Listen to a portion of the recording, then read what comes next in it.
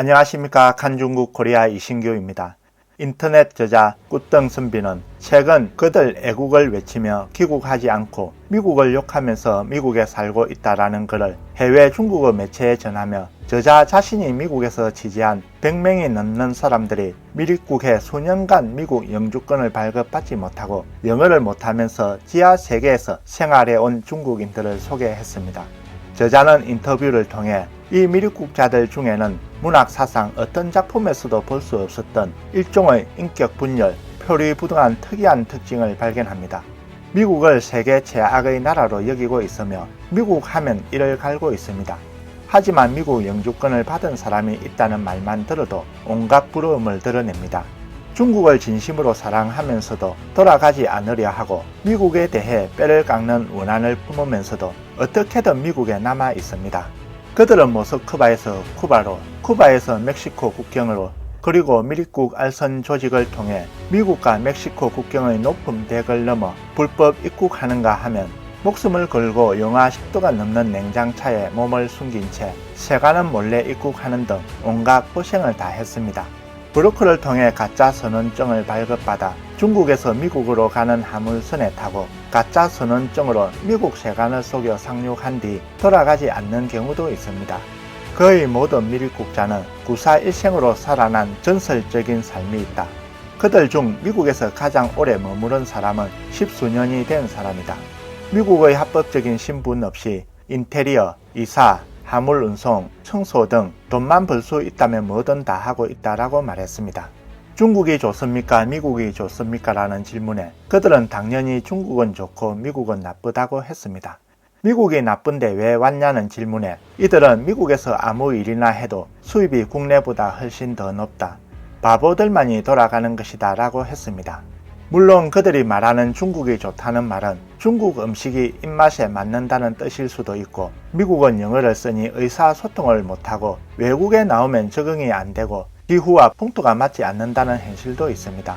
왜 이 중국인들은 이렇게 흑백이 뒤바뀌고 가치관이 뒤바뀌는 인격분열증을 갖고 있는 것일까요?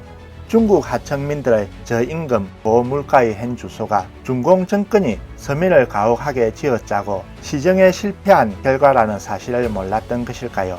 해외 인사들은 중국 대륙의 중공 언론이 입을 모아 수년간 중국인들의 모든 어려움을 미국과 다른 외부 세력에게 떠넘긴 것이 주요 원인이라고 분석했습니다. 중공 정권은 자신의 정책 실패는 다 남 탓하고 이런 당에서 세뇌된 중국인들은 모몬 자유사회에 살면서도 당의 거짓 선전의 사상이 이미 짙게 물들어 있습니다. 그러나 중공 언론은 단연간 당을 사랑하는 것은 곧 나라를 사랑하는 것이라고 선전을 해왔습니다. 불쌍한 중국 백성들은 단연간 당과 나라를 구분하지 못하는 관념 아래 중국 문화와 훌륭한 민족 전통을 중공 당 문화와 하나로 여기고 있습니다. 다음 뉴스입니다. 71세의 장이모 총감독은 베이징 2008년 하계올림픽 개폐막식을 거쳐 세계 최초로 동계올림픽 개폐막식을 연출한 더블올림픽 총감독이 됐습니다.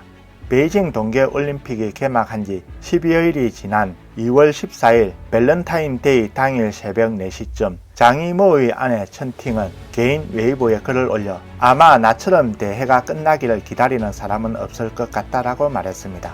천팅은 장이모가 개막식 준비 기간에 감기에 가까운 자극 강도와 극도로 불건전한 생활 방식으로 자신의 생명을 소모했다라고 말했습니다. 그녀는 마지막 몇 달 동안 장이모는 약으로 유지해야 말을 할 수 있었다라며 며칠 동안 고열이 나고 몸이 더웠다 추웠다 했지만 낮에는 일을 계속했다라고 말했습니다.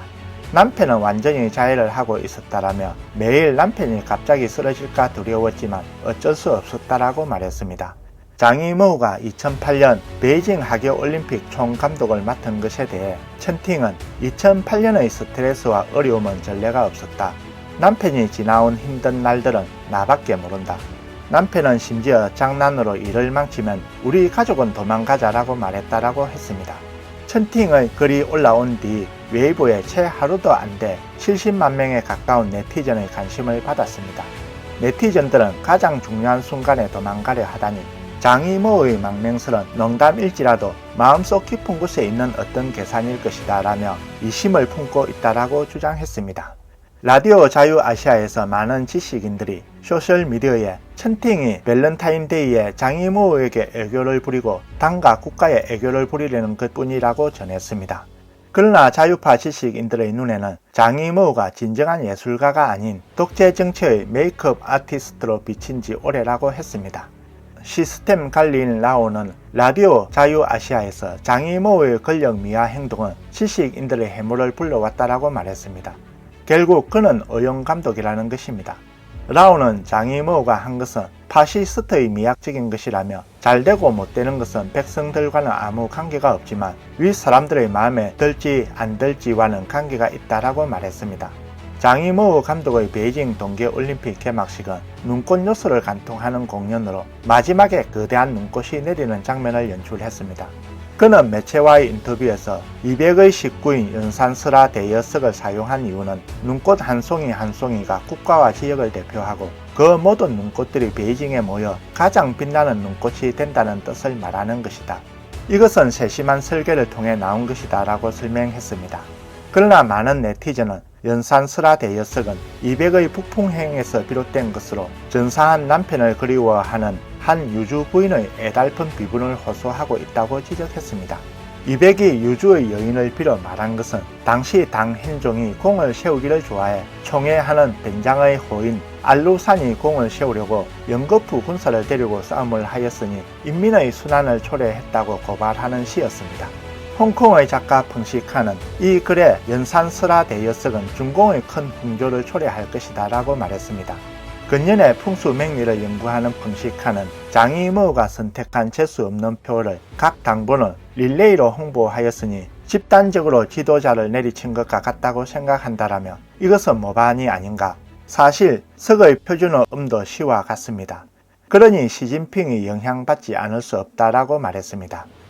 오늘 뉴스는 여기까지입니다. 구독과 좋아요는 격려입니다. 공유는 나눔의 시작입니다. 시청해 주셔서 감사합니다.